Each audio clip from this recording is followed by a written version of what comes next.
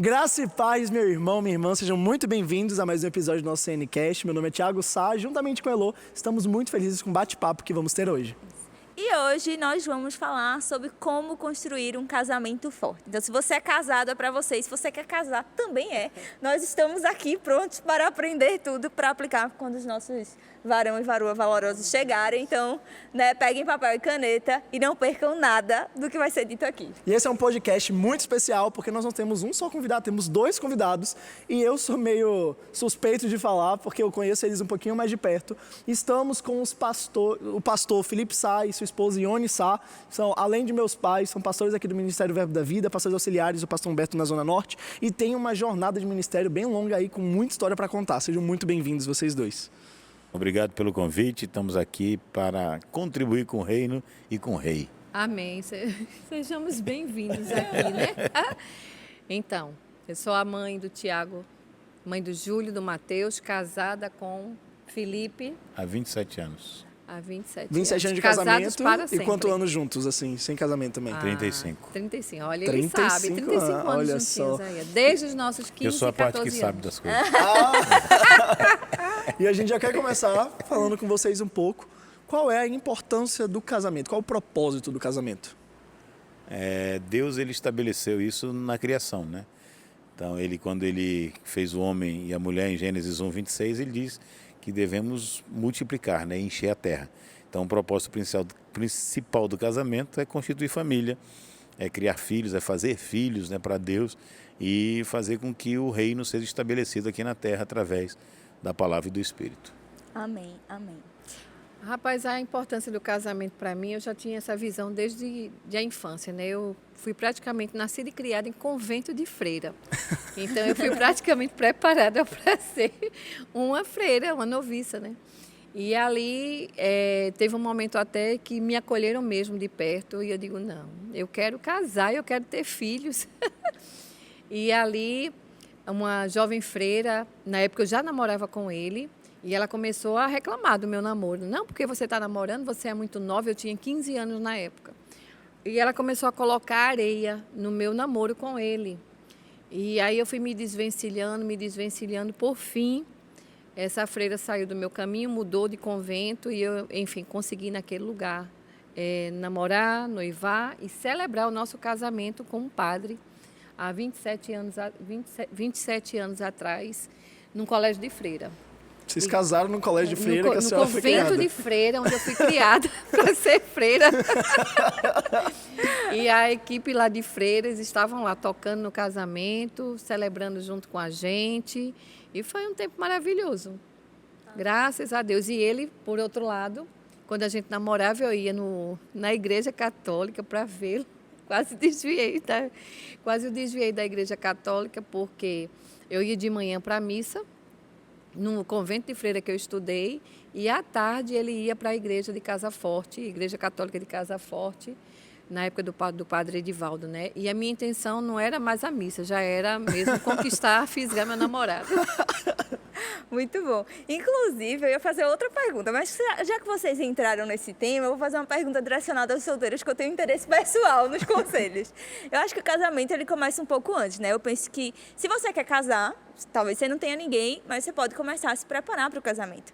E eu queria que vocês falassem um pouco sobre isso, né? A gente vai falar sobre o casamento em si, mas como eu posso me preparar para esse momento se eu não tenho alguém? E um pouquinho da história de vocês, que eu já soube que ela é bem interessante, do namoro. Deixa eu falar primeiro, até para o pessoal que está assistindo, para entenderem. Quando a gente namorou, noivou e casou, nós não éramos nascidos de novo.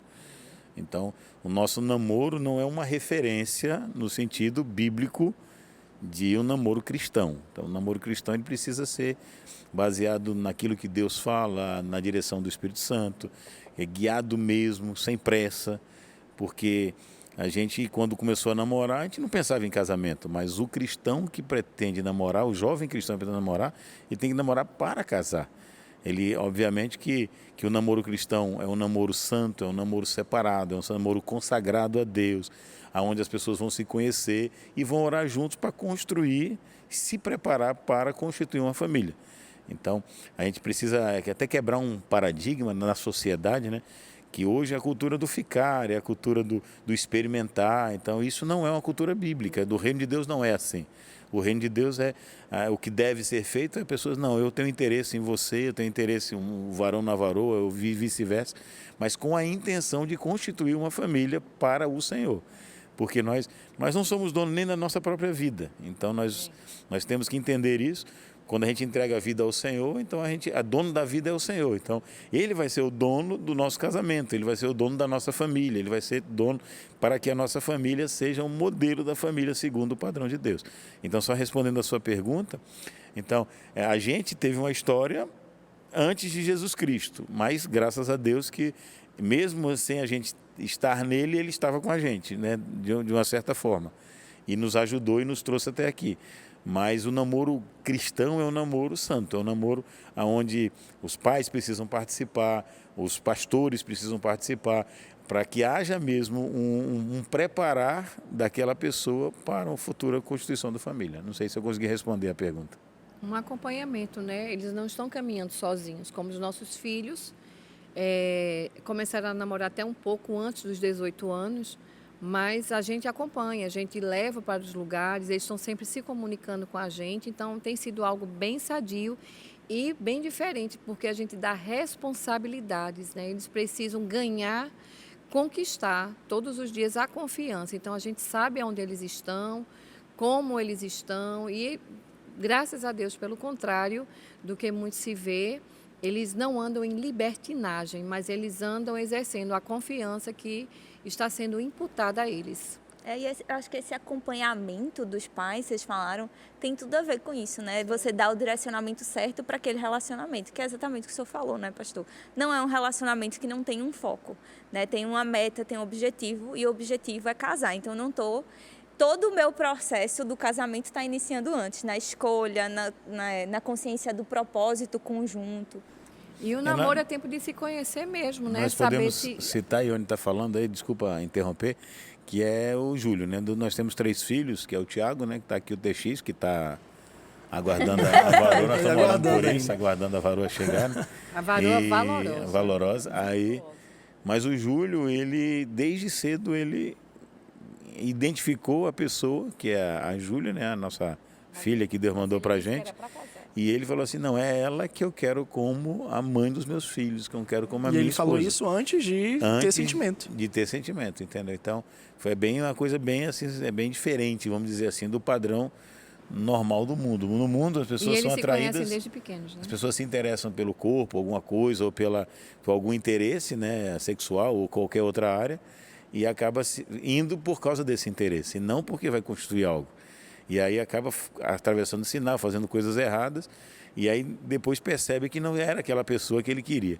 Não, foi o contrário. Ele não, é ela que eu quero como a minha esposa, como a mãe dos meus filhos. E investiu, e enfim, e eles estão juntos, estão namorando, um namoro sadio, santo, né? E que aí a gente... Então, são bem interessantes, né?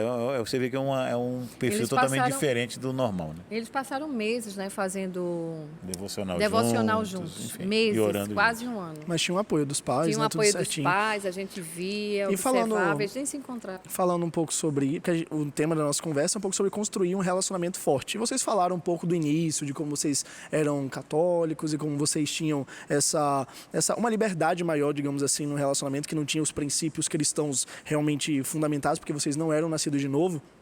Mas eu queria entender, porque assim, eu conheço um pouco da história de vocês, o público ainda não conhece, quero que vocês contem um pouquinho, mas o senhor falou que foi algo interessante, que foi, mesmo a gente não estando em Deus, Deus estava conosco no sentido de abençoar. E eu vejo que, por exemplo, muitas pessoas não têm força, talvez, para lutar por um relacionamento, por um casamento, que já está acontecendo, a pessoa já casou, já escolheu a pessoa, mas talvez se arrependeu, talvez o casamento está difícil, talvez tem dificuldade, ou descobriu uma traição, ou algo do tipo, e ela... Um dos cônjuges é cristão, ou os dois ali ainda estão conhecendo a Bíblia. Eu queria saber de vocês em relação a essa força de investir na vida do outro. Quando vocês decidiram ser um do outro, quando vocês perceberam que era um relacionamento que valia investir, como as pessoas que estão nos assistindo podem entender isso do seu relacionamento? Como é que eles podem saber que não é hora de desistir? Bom, primeiro porque foram 2 jovens, um de 14 e um de 15 anos, né? Na época Ela me seduziu. Na época do Parque da Jaqueira, a gente fazia ginástica no Parque da Jaqueira, na academia da cidade, que existia já há 30 anos atrás. Nos conhecemos ali, então eu era a mocinha que chegava sozinha, e quando eu chegava, o rapazinho estava rodeado de garotas, as mais bonitas, e ele conseguia se desvincular delas e conversar comigo. E eu sempre ia sozinha, porque eu não tinha nem amigas para caminhar comigo. E ali a gente, um belo dia, começamos a namorar. Ele, naquela época, já era muito difícil, um jovem pedia uma mocinha em namoro, e ele me pediu em namoro. E começamos, mas sem muita visão de futuro, porque eu só tinha 15, ele só tinha 14, e foi um dia por vez, né?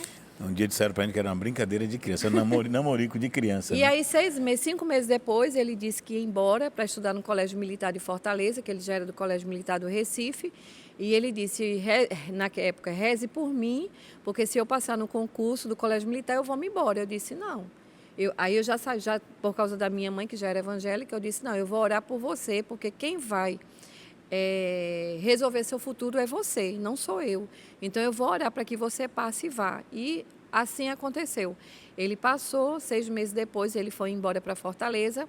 Naquela época não tinha a rede de comunicação que a gente tem hoje, né? Era por telefone, um telefone na época era um absurdo de caro, uma ligação era caríssima. Eram cartas, foram 8 anos e meio de cartas e telefonemas a cada 8 dias. E a cada vez que ele voltava, o namoro ia se fortalecendo.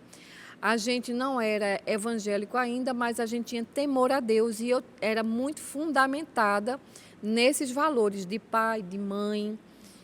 E ali minha mãe dizia, ele vai estudar, você vai ficar estudando, vocês continuam namorando debaixo da nossa bênção, dos nossos olhos, e se um dia for para casar, porque é um namorico, não foi nem minha mãe que falou isso, mas vai viver a sua vida, ele vai viver a dele, e quando ele voltar, se vocês continuam se gostando, isso pode vir futuramente vir a um casamento.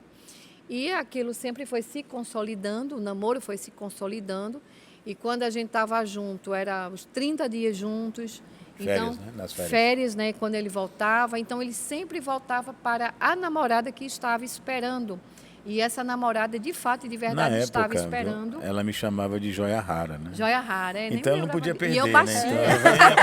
Então, ela ia perder a joia rara, eu não ia perder. Era então, joia rara e baixinha, né? Então me esperava e pronto. E eu vinha para cá, né? E tinha ela aí. E a gente vivia como jovens, né? E a que nossa que história estudavam. aconteceu, né? E isso é engraçado porque antes de vocês serem cristãos, vocês tinham esse princípio de, essa é a pessoa que eu vou investir, mesmo que seja por carta, mesmo que seja difícil, mesmo que a gente não se encontre tanto, vale a pena investir nesse relacionamento? Era mais nessa Eu pegada? confesso assim que não tinha essa visão de futuro tão grande com 14 anos, com 15 anos, né? Mas a gente veio de 2 famílias que são consolidadas, né? Não são perfeitas, mas são de pais Tão que não juntos se até hoje, separaram. Casamento é Enfim. sagrado. Enfim, a gente veio dessa cultura, então a gente não tinha essa cultura naquela época não era tão forte certificar, essas coisas todas, não. Então, a gente realmente começou um namoro, demorou um tempo para dizer que amava. Ele disse Então, a primeiro, gente tinha- com 6 meses a ele gente disse. tinha- Não, com 6 meses ele disse assim, eu te adoro. Eu fiquei desesperada, ele me adora, ele me adora. A gente não tinha esse negócio de, não, a gente adora só a Deus, né? Aí, aí ele viajou, quando mandou a primeira carta, aí veio se derramando. Eu chorei, minha mãe chorou, e ele dizia que me amava. Pronto. Quando ele disse que me amava, eu disse, ferrou, que eu ainda não amo. Como é que vai ser isso? Hoje o pessoal fala em eu te amo muito fácil, né? Naquela época a gente tinha esse temor, né? Que a gente não falava de uma forma... Porque não o amor é a defraudar, né? expressão máxima do sentimento de uma sentimento. pessoa pela outra, né? Isso falando de amor humano, né? No sentido humano da coisa, né? Mas era o entendimento que a gente tinha naquela época. E eu me lembro que eu tinha uma cadernetinha que eu sempre colocava Deus, eu sempre falava com Deus naquela caderneta, e a cada passo do namoro que ia avançando, eu ia colocando também, apresentando a Deus, dentro daquilo que eu entendia de Deus. Eu era muito, muito, muito religiosa, e eu sempre apresentava o namoro a Deus. E eu, sem saber, eu ministrava Deus ao coração dele, porque ele queria ser coroinha de padre também, né? Eu fui, né? Eu fui, Ou eu seja, ajudei. ele foi, né, aliás. Existia o temor, né, da criação As católica, tradições, existia, né? Tinha Não, uma base não com o bíblica. entendimento que a gente tem hoje, mas Mas existia um Pronto. temor, né? E aí vocês se casaram desvirtuou antes de ser a freira cristãos? e o padre. Hã? Vocês casaram antes de ser cristãos, mas como foi esse processo de aceitou Jesus, aí uma aceitou, outra não aceitou? Na Conta aí pra verdade, para galera. entender assim, a linha do tempo, né? Então a gente começou a namorar em 2008, em 88, 2008, 1988. Gente, foi logo ali. 1988, apesar que eu não pareço ter essa idade toda, mas enfim. Aí, 88, a gente começou o namoro. Em 97, nós nos casamos. Aí eu já militar, já tenente do Exército. Ela se mudou para Dourados, no Mato Grosso do Sul. E nós fomos nos converter. Eu fui me converter em 2008. Ou seja, 9 anos depois, né? 97? 7 para 2008, não. 11 anos. 11 anos depois, né? Isso. De casados, né? Mais 20 anos juntos. Mas já do namoro, etc., 20 anos, enfim. Então a gente começou uma nova história quando houve a conversão, né? Ela já estava buscando, mas ainda não tinha aceito, não tinha feito a formalidade, não tinha se batizado ainda. Mas ela já estava há muito tempo, já uns 4 anos, buscando. Pela influência da minha mãe, que já porque tinha o nosso se convertido. casamento passou por momentos, né, bem um pouco delicados. E aí ela buscou na verdade ela buscava para eu parar de beber, né? É isso, né? Ela orava. Queria ser feliz, né? Por Queria... parar de Conta pra beber. gente como é que estava funcionando Bom, a situação só, nessa época. Só época, abrindo né? um parêntese aqui, né? Como a gente já falou, a gente não era cristão evangélico, era cristão católico. Eu estava quase virando Mas era um ateu, católico né? não praticante. praticante. Vocês não eram Eu ia praticantes. pra missa. Sim. Eu ia tava pra lá, né? missa. Eu já tinha Eu deixado de ir há rezava. muito tempo. Eu já tinha deixado de ir há Já, muito ele já tempo. tinha se desvirtuado, mas eu andava em temor ao Senhor. E aí, quando foi 6 meses antes de casar, eu tirei as férias do meu trabalho, que eu era secretária de um plano de saúde aqui no Recife. E nas férias eu fui conhecer a cidade onde ele estava, tão distante de mim, Dourados, Mato Grosso do Sul. E nos dias de férias que eu passei ali com ele, né, na comunidade dele, foi na época da Copa, e numa tarde de domingo ele foi fazer um churrasco para a gente comemorar, e simplesmente ele incendiou o rosto dele. Ele jogou álcool Explodiu a garrafa de álcool na minha mão e... Ele jogou álcool fez o foguinho lá que explodiu. na Fui acender churrasqueira. o fogo e explodiu. E aí ele foi jogar álcool porque o fogo não estava aceso. E simplesmente tinha ainda fogo naquele lugar. Já tinha. E o fogo voltou todo no rosto dele, pegou fogo no rosto dele. Foi uma gritaria, final de tarde de domingo. Doeu, viu? Eu saí apagando fogo, fomos para o hospital e ali aquele homem ficou internado por 3 dias, uma Mas múmia. Só um detalhe, né? Quando ela apagou o fogo com a toalha, né? Aí a primeira coisa que eu fui para o espelho, né? Espelho se vê. Quando eu me via, eu olhei para ela, você ainda vai querer casar A comigo? pele caída na boca, caído tudo assim, né? Aí Não ela, derreteu, só aí ela caiu. disse que Fez ia um peeling casar e não profundo. teve jeito, né? Aí ele olhou para mim Era muito ainda, verdade. sarcasticamente olhando para mim assim, amor, você ainda vai casar É comigo? um desespero mesmo, né? Mais ou menos Aí isso. eu disse, rapaz, eu nem pensei nisso. Eu não tinha, quer dizer, o amor já estava tão consolidado, a gente estava tão parceiro, tão tudo, que não tinha, gente, como retroceder a algo que era verdade, que era real, que era digno, né, aos nossos olhos. Então, o que a gente fez? Eu deixei o casamento já em andamento, tudo praticamente pronto aqui, viajei, aí voltei para Recife, ele se restabeleceu rapidamente, o amor, né, cura tudo, mas sempre chamando Deus para o relacionamento, para a diversidade, só que eu era muito, muito mais do que ele. E aí voltei para Recife, 6 meses voltei novamente em dezembro, casamos no civil, em janeiro, e no mês de janeiro ainda voltamos de férias, já casados no civil, e consolidamos o casamento religioso nesse convento de freira que um dia me abraçou, né? E aí 5 anos depois tivemos o nosso bebezinho chamado TX, e aí foi a primeira vez que esquecemos a data de casamento, porque nossa vida estava voltada para o branquelo que tinha nascido. E quanto mais a gente buscava Deus para a nossa vida, mais o mundo também caminha ao contrário, né? Um busca, mas muitos vão tirando a presença de Deus da família. Mas éramos um casal jovem, já estávamos há 13 anos juntos, porque quando o Tiago veio nascer, a gente já tinha 5 anos de casados, porque aí depois que a gente casou foi aprender a namorar. E aí a vida de farra, mesmo sendo um casal íntegro, né? A mãe ensinou todos os cuidados, cuidado com as amizades, cuidado com a amizade demais com mulher, com homem, cuidado com quem você coloca dentro da sua casa, e isso não perdeu valor até hoje, né? Mesmo estando no contexto cristão, essas coisas não perderam a sua validação. Então, eu sempre tive muito cuidado com isso, mas os amigos, o trabalho, a bebedeira, a gente gostava muito das coisas naturais, de dançar forró, dançar lambada. A gente levou o TX, acredito, com 19 dias de nascido 17. para uma... 17 a 19 dias de 17 nascido. dias de nascido. Para um restaurante que era um churrasco, era uma casa nordestina. Eu só não dancei porque eu estava de resguardo dele ainda, Cirurgiada. mas estava cirurgiada. A gente foi almoçar lá. E a no gente forró, foi não. almoçar nesse lugar, ele ainda dançou, não sei se foi com a minha mãe, não sei com quem que ele dançou, mas a gente gostava muito, mas aquilo pra gente era algo muito sadio, muito normal.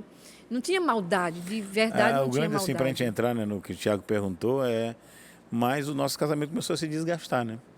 Então a gente começou a perder ali. Foi fazer faculdade. Enfim, o mundo entrando. Para a gente não entrar muito em detalhes, que não convém, mas o mundo entrando, e chegou ao ponto de eu ter na minha cabeça,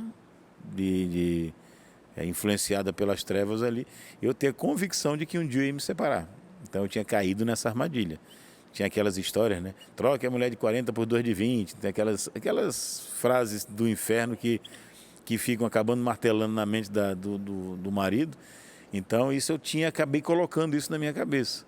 Eu só não sabia quando ia acontecer, mas eu sabia que um dia ia acontecer. Então, o diabo ele já tinha implantado essa semente que eu achava que eu ia me separar um dia. Ia acontecer alguma coisa que eu ia me separar um dia. Mas a Ione começou a buscar a Deus, né? Aconteceu umas coisas um pouco mais pesadas, que não é o caso de falar, mas a Ione foi falar com a mãe dela, né? Chorando, etc. Num momento de desespero. Lá atrás, né? A dona Cícera, né, que já partiu para o Senhor, e a dona Cícera falou assim, você tem 2 opções. Aí ela falou, qual é, mãe?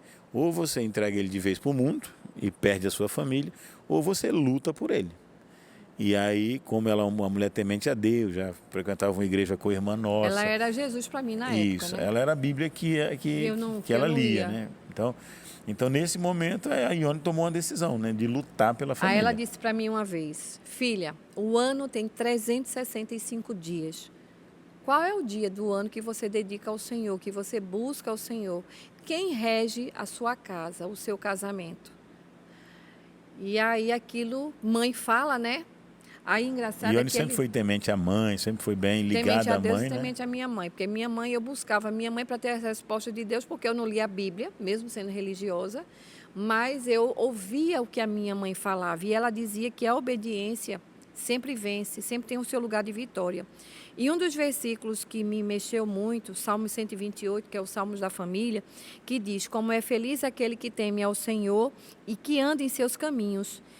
Ele desfrutará o fruto do seu trabalho e será feliz e próspero. Sua esposa será como a videira frutífera que floresce em seu lar. Seus filhos serão como brotos de oliveira ao redor de sua mesa. Esta é a bênção do Senhor para aquele que o teme.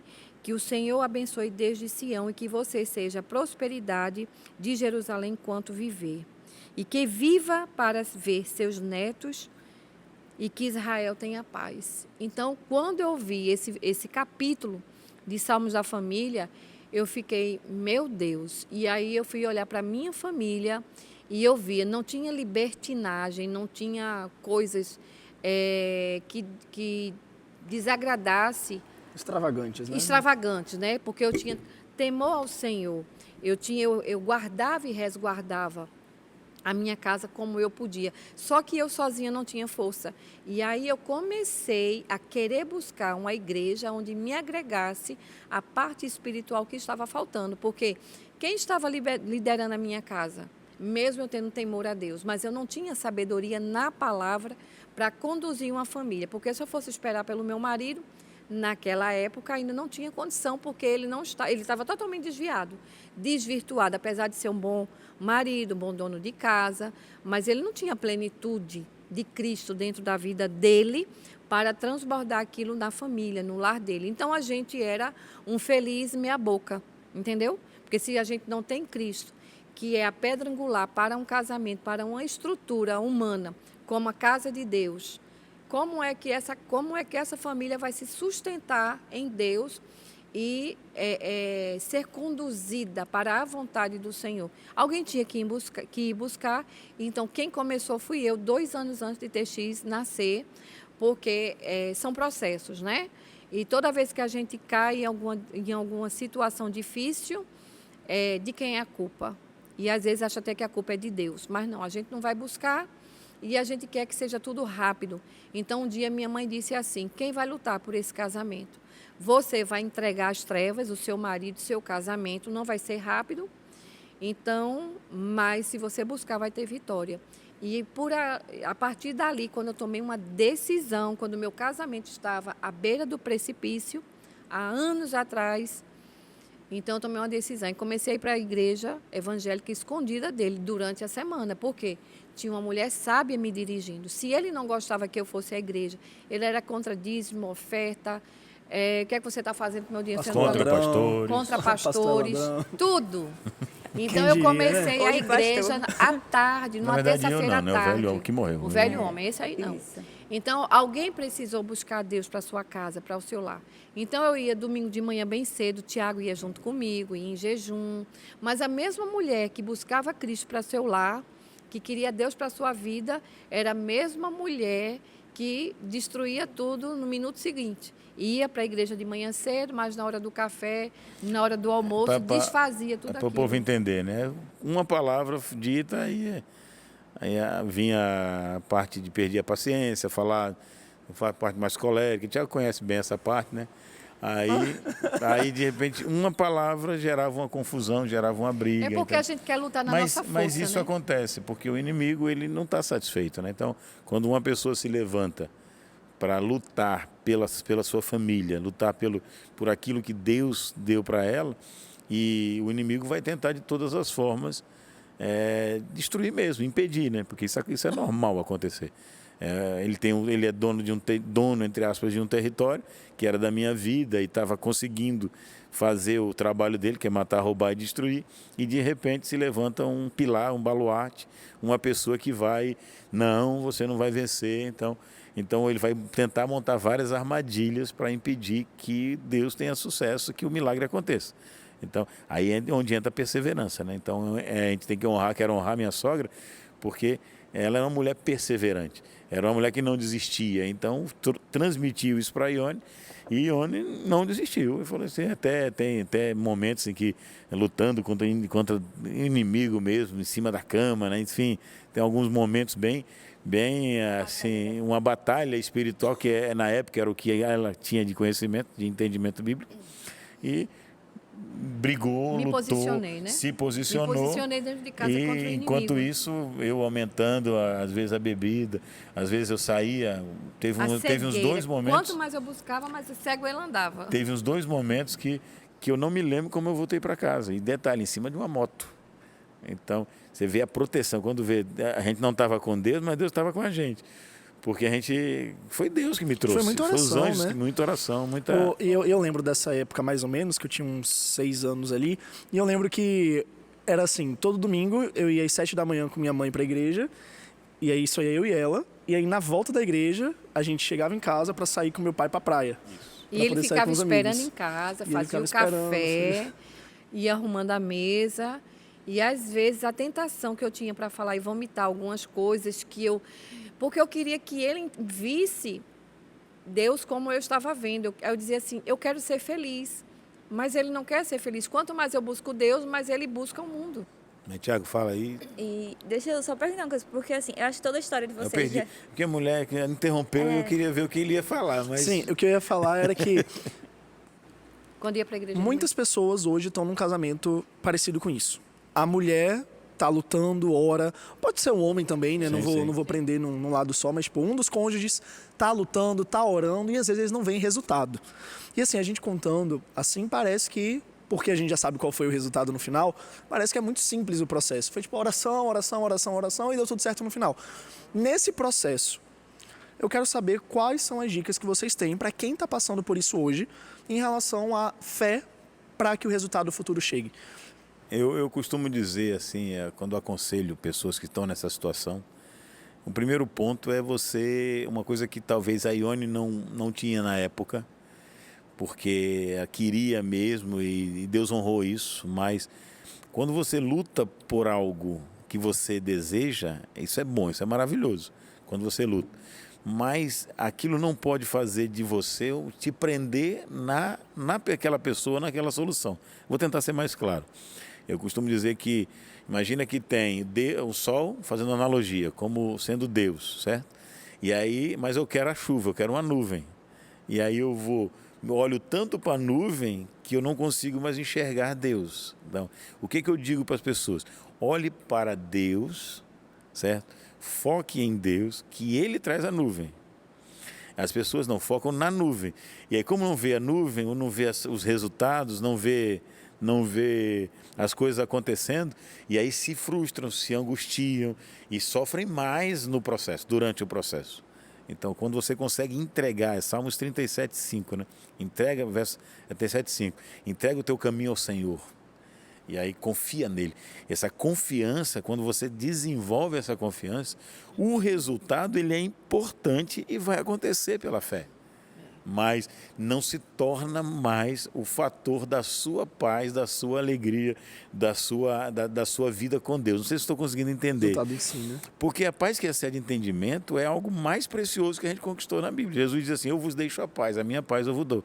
Então, você enfrentar um processo como esse, se conseguir viver debaixo da paz que excede todo entendimento, o processo se torna mais leve, mesmo você não vendo. Lá em 2 Coríntios 4, fala que a gente não deve se atentar nas coisas que se veem, mas nas que não se veem. Porque as que se veem são passageiras, as que não se veem são eternas. Então, o fato de estar com um problema naquele momento é passageiro. Só que se eu ficar olhando para a tempestade, para o vento forte, eu vou acabar afundando no meio do processo.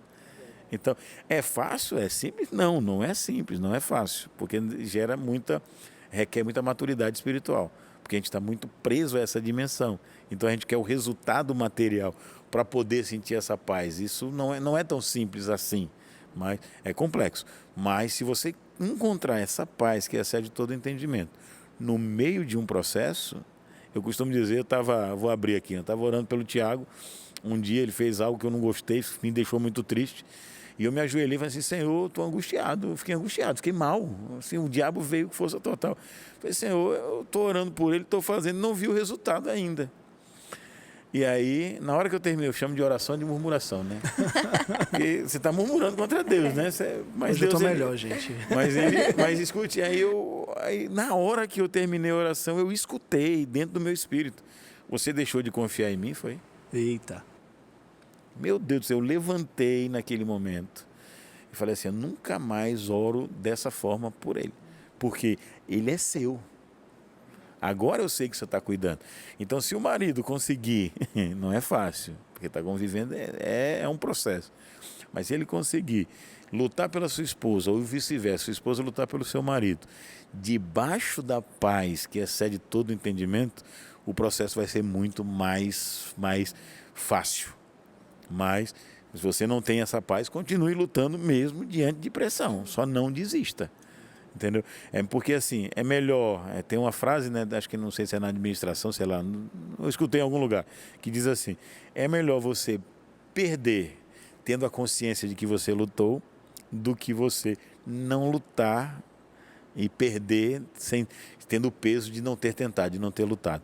Então você que ama a sua família, você que está vendo o diabo agir, cara, luta pela tua família, cara, luta pelos teus filhos, não desiste do teu casamento. E o que é lutar, né? E aí, biblicamente falando, né? Isso. Deus vai levantar um dos dois. Chega um pouquinho mais perto. Ou que seja mais ingênuo ou mais forte, mas Deus depende de alguém dentro da casa. Então, tem uma palavrinha na Bíblia, no Velho Testamento, que chama Ezer, né, para auxiliadora. Então, nós somos a auxiliadora do marido, aquela que anda junto, debaixo de uma visão de Deus. Só que a gente não tem entendimento disso. Mas essa palavra Ezer, ou Ezer também, também chama Deus de auxiliador. Deus é o nosso auxílio. A gente não tem força para lidar. Estou lhe auxiliando, tá só um pouquinho Aí, mais meu perto do marido tá microfone. Então, a gente é auxiliadora de Deus, do marido, e Deus é o nosso auxílio. Sem Ele, a gente não tem força, sem Ele, a gente não tem estratégia. A misericórdia de Deus nos cobre dentro da nossa ignorância. Quando a gente entrega a vida a Jesus, quando a gente sabe que Ele é parte fundamental para o nosso crescimento, nosso desenvolvimento, principalmente como família, a gente é coberto por uma graça.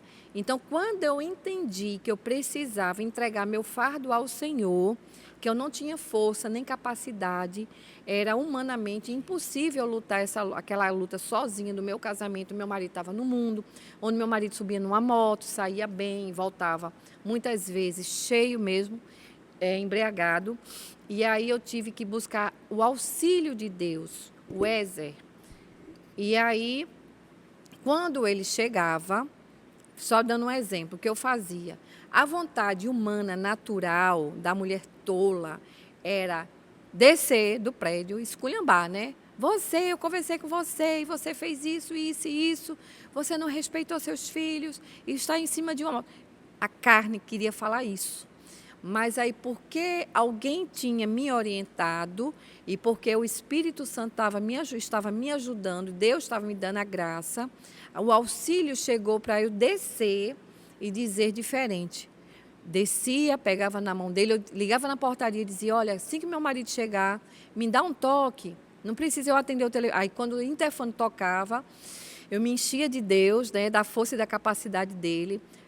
Amor, você chegou. Aí ele desligava a moto, eu pegava na mão do meu marido, que não estava bem, ele estava embriagado naquela época, subia com ele para o apartamento, fechava a porta, guardava a chave e ali sentava com ele, ou ele sentava e ele dormia.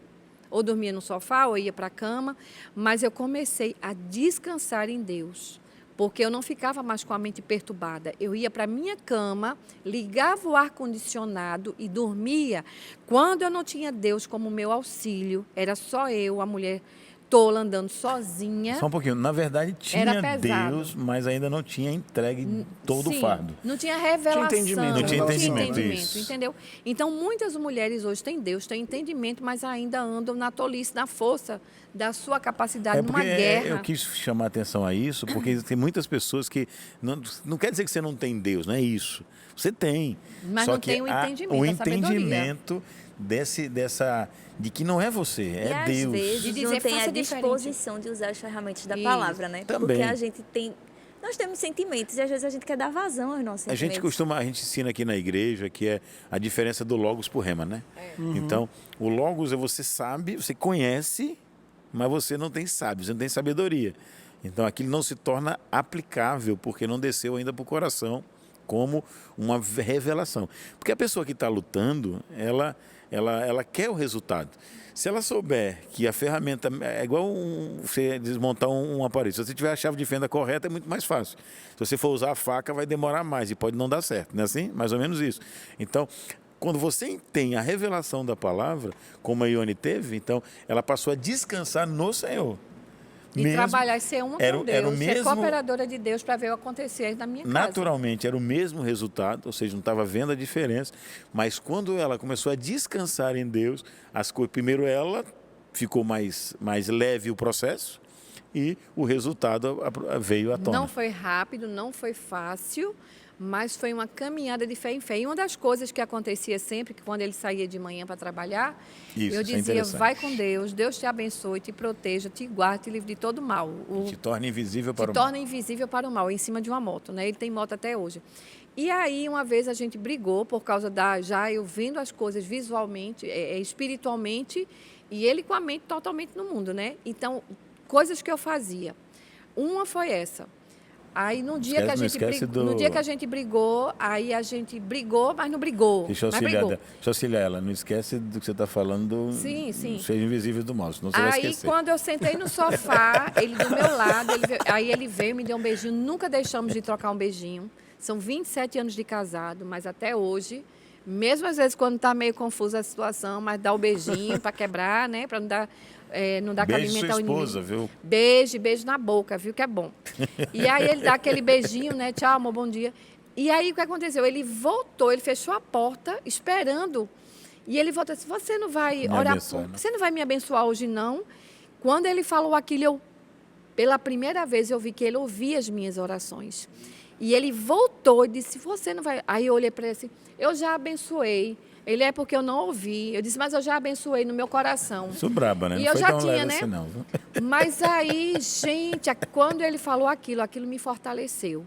Aí o que eu fazia? Toda vez que eu abria a minha Bíblia, que eu lia a minha Bíblia, que eu tinha um versículo que eu dizia, Felipe precisa ouvir isso, Felipe precisa ler isso.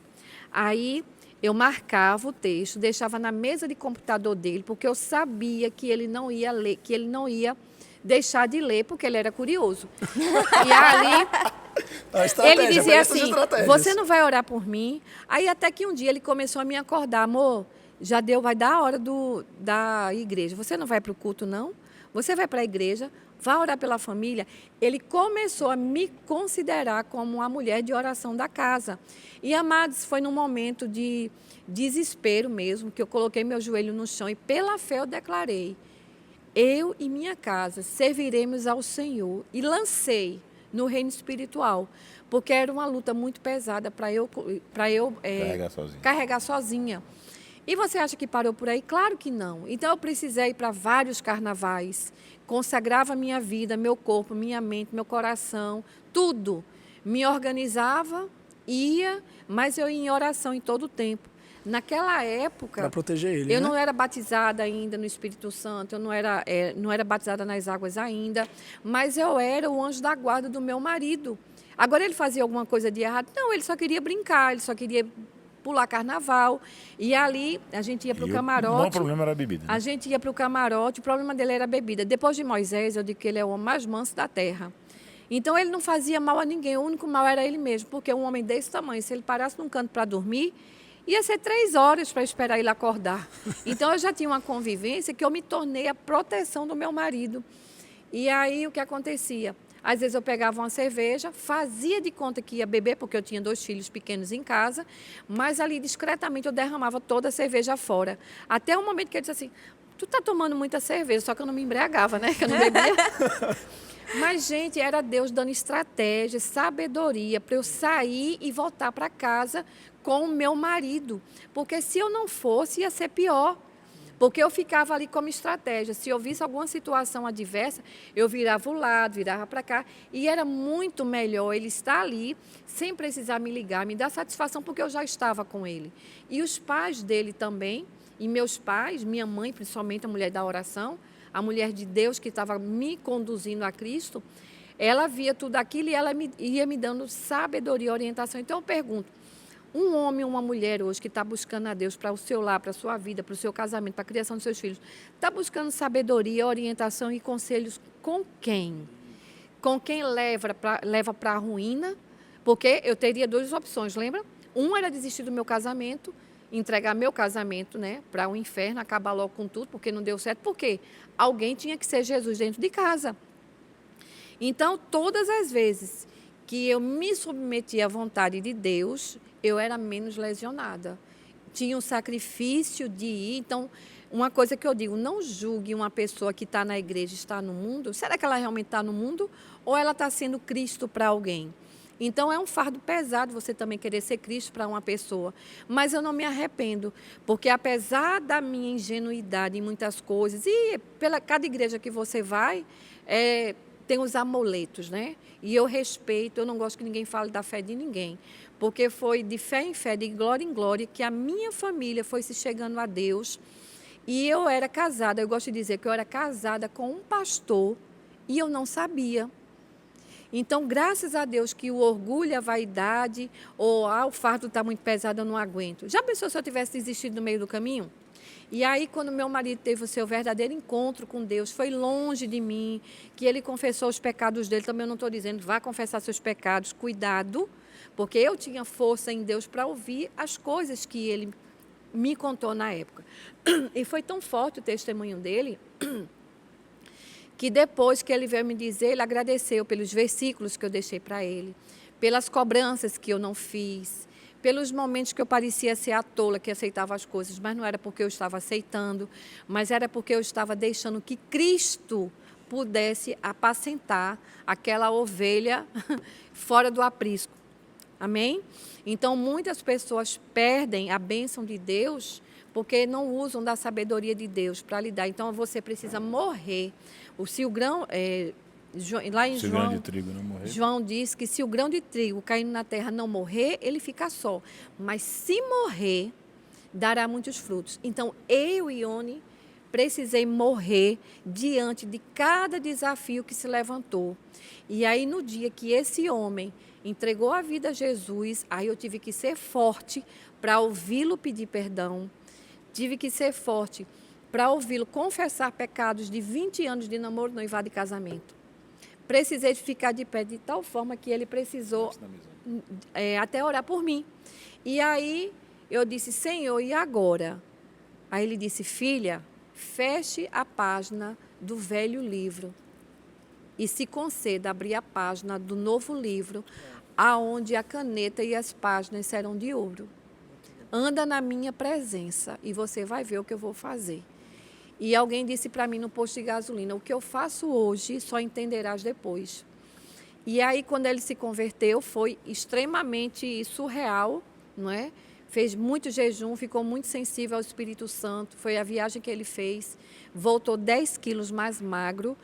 Esse homem teve uma transformação. Dá um podcast todo só sobre completa, isso, é outro tem podcast, livro sobre isso ele também. tem livro, ele escreveu um livro em 20 dias. Ele não lia livros, não lia a Bíblia, simplesmente ele começou a ler a Bíblia. Eu dizia, quem te disse isso? Ele disse, Deus. Eu disse, aonde? Na palavra. Então, ele gosta de dizer, né, que eu era o Fusquinha e ele virou a Ferrari. E ali Deus foi falando com ele. Quanto mais ele estudava, mais aquilo ia virando livros. Ele tem uns 6 livros escritos, que em uma dada oportunidade vai acontecer.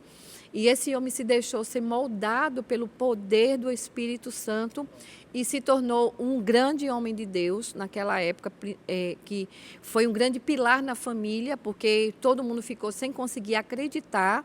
Então, Deus continua curando, salvando, transformando, amém? Mudando histórias completamente.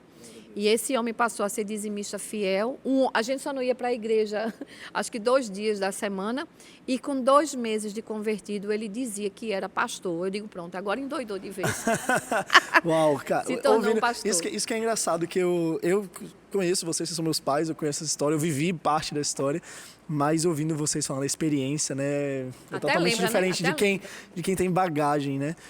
Infelizmente, a gente está chegando ao fim, tá muito boa essa conversa, inclusive, tá tão boa que se você quiser que tenha uma parte 2, coloca aí nos Eu comentários. acho que deveria. Eu tenho muitas perguntas para a parte 2, tem que ter. A gente nem chegou no relacionamento depois de aceitar chegou, Jesus a gente ainda. Tem foi no tanta coisa, né? testemunho, Tantos anos, 35 anos juntos. Mas se você gostou, tá gostando desse tipo de conteúdo, coloca aí nos comentários que a gente pode trazer ele de novo. E também outros casais. Se você quer mais conteúdo sobre casal também, coloca aí embaixo. Fala nas nossas redes sociais, interage com a gente, que a gente vai ficar muito feliz de trazer mais conteúdo. E como a gente está falando, houve uma busca. Para que seu casamento poder ficar fortificado, é necessário que haja uma busca. E por isso a gente trouxe alguns livros aqui para você que são muito bons. O livro de Kenneth Hagin, Construídos para Durar. Temos o livro Mantenha o Seu Amor Aceso, de Dani Silk. E temos o livro O Propósito da Família, de Luciano Subirá. Todos esses livros estão disponíveis no Verbo Shop. E eu vou falar, qual o valor desse livro? Qual é o valor do seu casamento? Qual o valor você está disposto a investir no seu casamento? Qual o valor está disposto a investir naquilo que Deus decidiu para a sua família? Então não deixa isso de lado. Pastor, pai, mãe. Né? Formalidade. Muito obrigado por terem vindo hoje. Vocês têm alguma palavra final para dar para o público que está nos assistindo? Só agradecer a Deus e levar essa palavra para ajudar a construir, sermos auxiliadores do Senhor na construção de família que tem grande valor para Deus. E Deus nos contemplou depois de 2 filhos, nos mandou Mateus, deu o nome de Mateus, que é presente de Deus. Ele nos deu o grande presente de Deus, que foi o Mateuzinho vindo, que está com 13 anos, que faz parte dessa jornada, que viveu uma nova história, né? Os 2 filhos, Tiago e Júlia, tiveram que aprender, depois de uma caminhada, a viver uma vida mesmo cristã, respaldada na palavra. Mateus já nasceu dentro de uma cultura totalmente diferente de santidade. Eu lembrei de uma coisa engraçada, né? A minha conversão foi tão intensa, né? Foi tão assim, espiritual mesmo, que eu tive visão aberta, enfim. em outra oportunidade a gente conta, mas que eu fiquei tão espiritual que não queria mais namorar, né? Aí ela perguntou assim, amor, e não vai namorar? Como é que fica essa parte? Calma, Aí, dizer calma, tem aí que eu falei, saber. calma, vamos pra Bíblia. Aí eu da Bíblia, não pode namorar. Então, graças a Deus, vai voltando. Mas a minha... Quebrando tirando o mundo, as coisas do mundo, né? A percepção mundana. Foi e bem aprendendo a andar interessante com e o engraçado Senhor. isso, mas aconteceu mesmo, né? Mas eu queria dizer o seguinte, é muito mais fácil desistir. Você que está lutando pela sua família, é mais fácil desistir. Mas Deus me colocou um versículo no coração para falar para você, que é Hebreus 11:3. Hebreus 11, verso 1. Ora, a fé é a certeza das coisas que se esperam e a convicção de fatos que não se veem. Então você talvez não esteja vendo, mas a fé não precisa ver. A fé precisa você ter a certeza mesmo sem ver. Então, se você tem fé que Deus vai agir vai fazer um milagre na sua família, na sua casa, não desiste, continue perseverando. Se eu fosse você, eu investiria mais na sua vida espiritual para que você possa enfrentar o processo, como eu já falei, debaixo da paz que excede todo entendimento. Se você conseguir isso, já valeu muito a pena a luta que você está tendo. Então é isso, e agradecer a vocês mais uma vez, né, pelo convite, pela disponibilidade, pelo trabalho que vocês estão fazendo. É um trabalho maravilhoso e que em breve vocês se casam. Ou melhor, que venha o casamento. Você casa assim, eu com minha esposa. Eu já tenho sim. idade pra casar, eu espero que seja em Gente, breve. olha, o amor existe. Você se case, mas se case, né? Se vai ser... Você entendeu, né? Se case, que eu tô falando. Cada um casa casa seu respectivo, né? No início da O gente... dono do seu coraçãozinho está por aí em algum lugar. No início, você olhava para a menina Jaqueira e dizia o quê?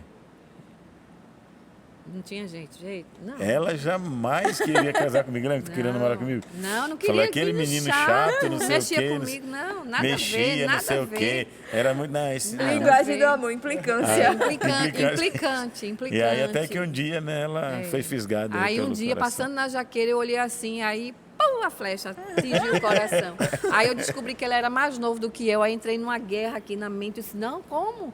Eu sempre tive preconceito com isso. outro Mas podcast. Eles vão Tem voltar, história, gente. tem Eles vão história. a gente voltar. mais relaxado, né? A Aurélia Eles aqui vão não ajudou voltar. A gente muito. promete que eles vão Amém. voltar. Tem um bocado de história para contar, mas que ajude, né? Aí muita gente está perdendo o casamento por tantas bobagens e principalmente falta de comunicação no casamento.